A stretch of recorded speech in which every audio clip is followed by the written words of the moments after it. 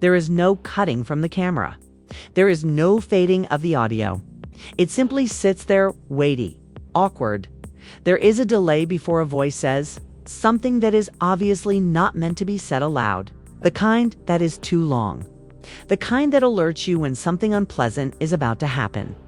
Then it touches down. What happened between the two of us was not what I wanted. Do you know what actually occurred to you?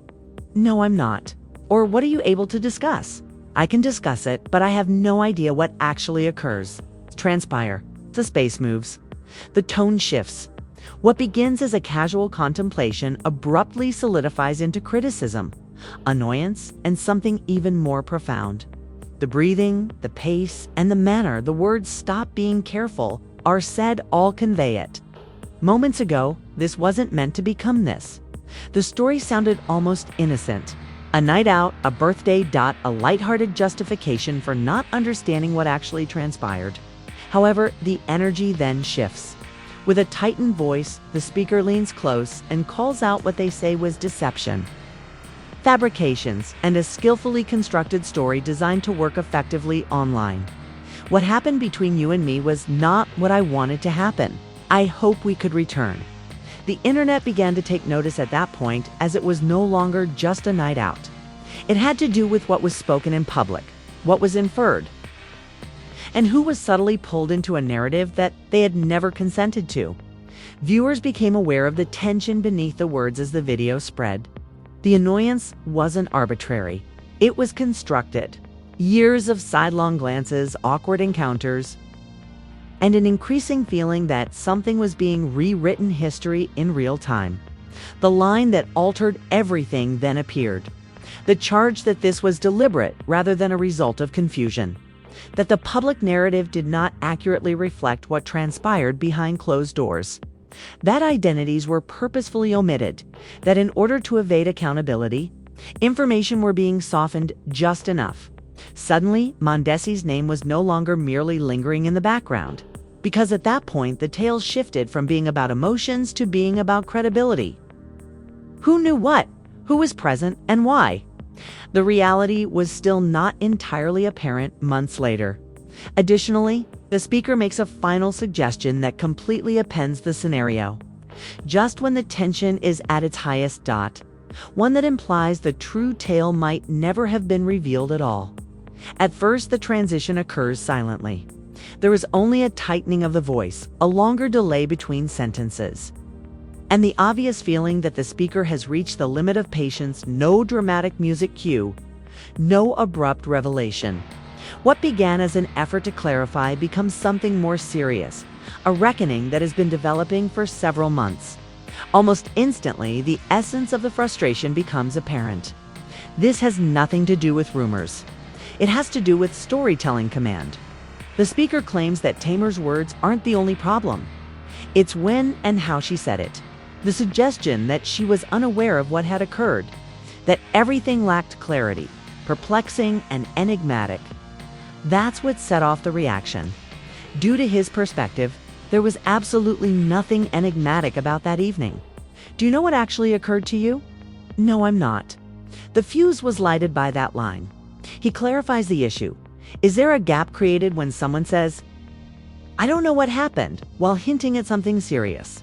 And the internet fills in the spaces. There is further speculation. People begin to point fingers. And once that occurs, it is impossible to control who is at fault. He makes it apparent that this wasn't an arbitrary, untraceable night. He moves through it methodically and slowly, almost as if he were reconstructing a timeline for the listener in a factual rather than an emotive manner. It began as something just a phone call, a meal plan, or a recommendation to visit a familiar location. Nothing concealed, nothing theatrical. He claims that the group got together, chose a spot, and explored the city like they would on a typical evening out. There was no big gesture, no covert setup, and no surprise party. The public story, which implies that someone was acting kindly, generously, or innocently, doesn't match his recollections. Therefore, this is where the tone becomes more acute. He maintains that the framing is incorrect and, worse, deliberate. To put it another way, he expresses disapproval of the way the situation is being presented. He argues that the notion that this is a birthday gesture is deceptive. According to his account, the night unfolded in a casual manner. Plans changed, people relocated, and it never resembled the poignant tale that came later. Displayed online, next themament of change.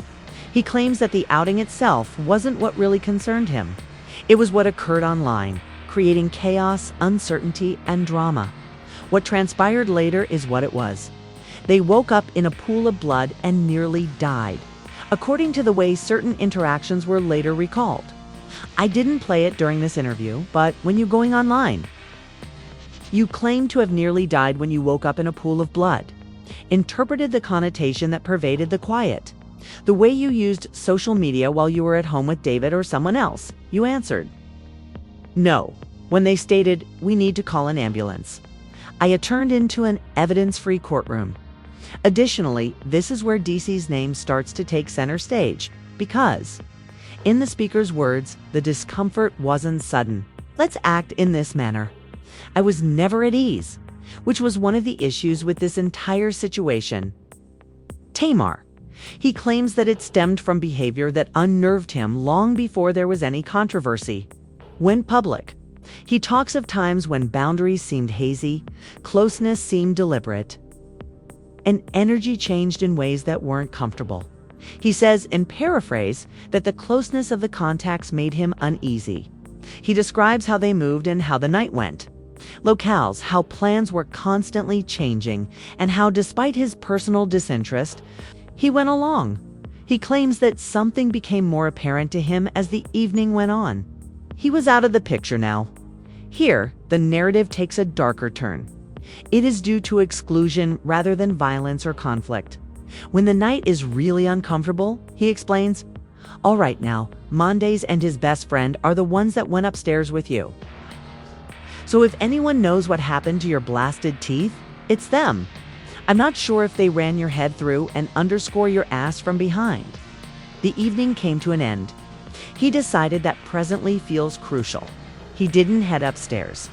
He didn't go along. He stayed out of whatever was going to happen next. Rather, he departed. In paraphrase, he says he fled after witnessing behavior that unnerved him and explains why he didn't go upstairs.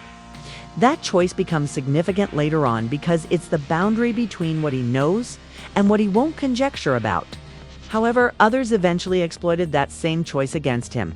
He claims that once the story went viral, people began to question why he didn't do more, remain, step in, or defend someone who at the time seemed to be making her own decisions. At that point, annoyance gives way to rage. He clarifies that he won't take accountability for something he wasn't there for, that whatever transpired later took place in the presence of others who have yet to provide a complete explanation and outside of his direct line of sight. If anyone knows what happened, it would be the people who went upstairs. He paraphrases. The implication is strong. He doesn't make straightforward accusations. He draws a border so sharply that the audience can sense it, even though he doesn't speak names with certainty. He is aware of what he's seen. He is aware of who stayed behind and when he departed. And that's where this section's emotional core falls. Because, in his opinion, what transpired that evening wasn't the true betrayal. It was what transpired later. The way the story changed, the way quiet gave way to suggestion. The way public affection developed around a narrative that, in his opinion, omitted important background. He claims he made an effort to remain silent, move on, and avoid interaction.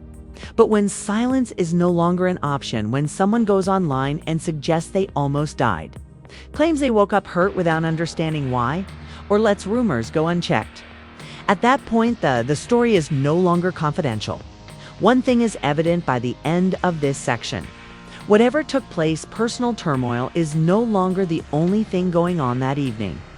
It's about accountability, reputation, and a version of events that, in his opinion, was dangerously incomplete despite its meticulous construction.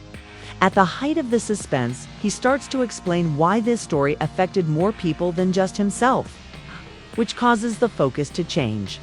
More than anyone cares to acknowledge, it had an impact on someone else. Here the tone changes once more. Heavy, but not louder or angrier. Like someone who has finally realized that no one is protected by silence. It's simply allowed the narrative to develop without them. This section makes it evident that Tamar is not the main source of frustration. It's about what happened to the narrative after it left her mouth and appeared online. Because after that, the matter ceased to be private and became public property. Which is when things started to get out of control. The speaker clarifies that once the story was published, the inference of the response was quick confusion, injury, almost death. No one waited for clarification. They didn't inquire. They filled in the blanks. Didn't inquire. They filled in the blanks. Themselves, and those blanks fell on him. To put it another way, he claims that people started acting as though something horrible had occurred. He talks of seeing it happen in real time, despite the fact that the details didn't add together.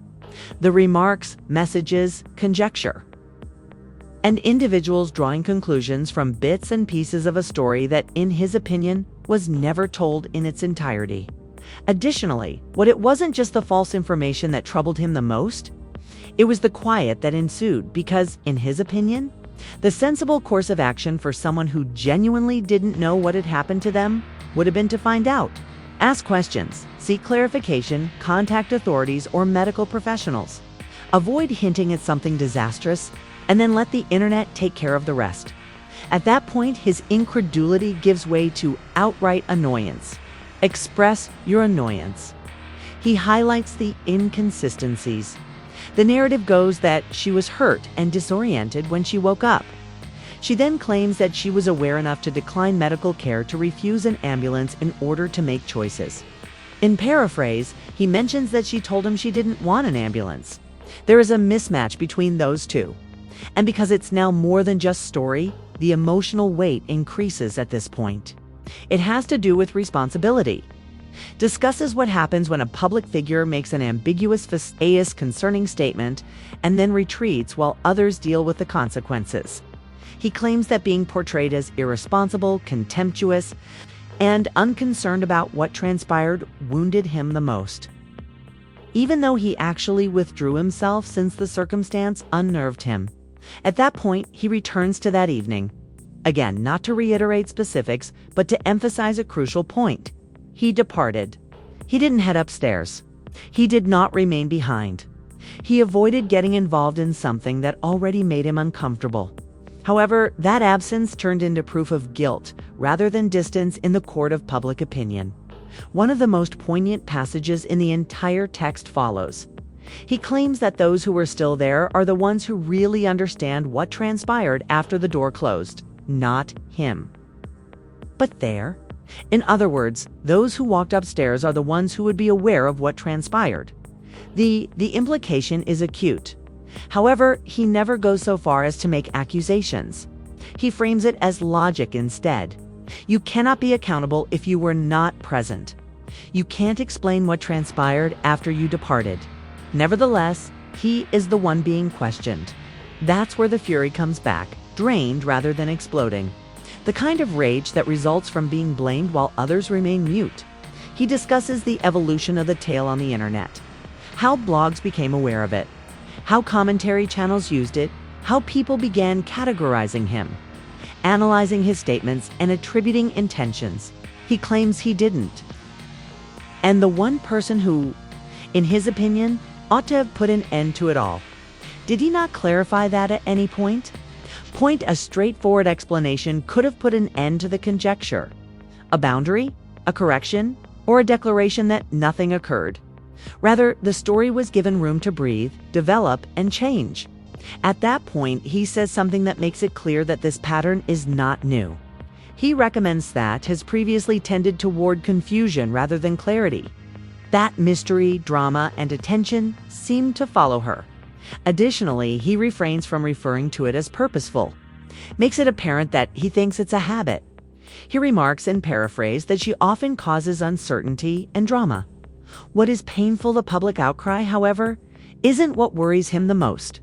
He feels like he's being utilized as a background, used as a moniker to suggest something without explicitly stating it, used as collateral while the attention dot was beneficial to someone else. Then he says something that completely changes the context. He claims that he is not the only one who has been genuinely harmed by all of this. Yandy is here. That statement is difficult because, thus far, Yandy has hardly been brought up. But all of a sudden, everything makes sense. The unease, that he was uncomfortable from the beginning because of the awkward encounters and secrecy. He suggests that the true harm was occurring covertly, while the internet was preoccupied with shock and conjecture. Do someone who didn't request to participate in any of it. And that insight shifts the tone once further because the narrative is no longer a boot trimmers. It has to do with limits. Cross trust was betrayed, and an instance that never ought to have been made into a public spectacle in the first place. The strain is more than simply emotional at the end of this portion. It's ethical. What transpired that evening is no longer the question. That's why this was permitted to be a narrative at all. He ultimately addresses that topic head-on in the following section, describing the point at which everything went too far, all right? And the reasons behind his assertion that the harm cannot be repaired. This section of the narrative has a distinct vitality. It is no longer reactive. It's contemplative, but in a way that seems burdensome. The speaker is not attempting to persuade anyone. No longer. He's giving an explanation for his decision to finally speak up. Despite his knowledge that doing so would exacerbate the situation before it improved, he starts by going back to the exact moment when everything changed. Not the actual night, but rather the point at which the narrative moved from a private setting into a public one. He claims that after that the regulations were altered. The thing that most surprised him was how fast uncertainty became into presumed reality. He clarifies that Tamar didn't realize what had occurred to her until she went online. The internet quickly filled in the spaces. No one waited for the facts. They didn't inquire as to who was present or what had actually taken place. They responded to the feeling of it all, the anxiety, the possibility of danger, and the sense that something significant had happened behind closed doors. It was impossible to close the door once it was open. He talks about witnessing the incident escalate in real time. The increasing number of comments, the conjecture becoming accusations, slowing down film, replaying clips, analyzing tone, body language, and wording, all in an attempt to place responsibility. And he claims that the one thing that never occurred during it all was explanation. He was extremely troubled by that. Because, in his opinion, if someone truly didn't know what if something were to happen to them, going online would not be the next course of action. It would involve asking questions, looking for solutions, involving experts, and taking meaningful action. Rather, there was a media frenzy. He cautiously but firmly draws attention to the inconsistency once more. On the one hand, the narrative conveys uncertainty, harm, and terror. Conversely, there is a reluctance to call for an ambulance, refuse to seek clarification, and be willing to talk in public but not conduct private research. PARAPHRASED. He brings up her statement that she was reluctant to summon an ambulance. That paradox is located at the focal point of everything since. In his opinion, it doesn't make sense. At this point, the tone becomes more somber. He says that after such implications were made public, people started speculating about who might have been at fault. Additionally, the presumptions naturally leaned toward him because he was the one who was publicly associated with that evening. He talks about how his name has been linked to hypotheses he never would have thought of. Observing strangers talk about him as if they were in the room. They were aware of what transpired. Observing the development of stories that were entirely based on perception and had nothing to do with reality. The worst part was that he was unable to fix them without adding to the turmoil he was attempting to avoid. He says that he chose silence for a long time because he thought it was the more polite choice, that the truth would ultimately come to light on its own, and that discussing it in public would only fuel the flames. Instead, it used a single quote T. The silence turned into proof in the eyes of the internet, and that's when the situation's emotional impact truly hit him. He acknowledges that it was painful to be perceived as irresponsible, indifferent, and willing to leave a friend-related scenario because, in his opinion, the contrary was true. He took a step back since he was careful not to cross lines or put himself in an inappropriate situation. He reiterates that he left at the end of the evening. He didn't head upstairs. He did not remain behind. He was not present for what transpired next. And that distinction is important. Paraphrased. He states, those who went upstairs are the ones who would know what happened. It's not an accusatory statement. It makes sense. You can't explain what happened because you weren't present, but in some way, he ended up being held accountable for it. At that moment, the frustration turns into something more akin to disappointment. The most painful thing, according to him, is that the matter might have been resolved discreetly, politely, and without involving anybody else.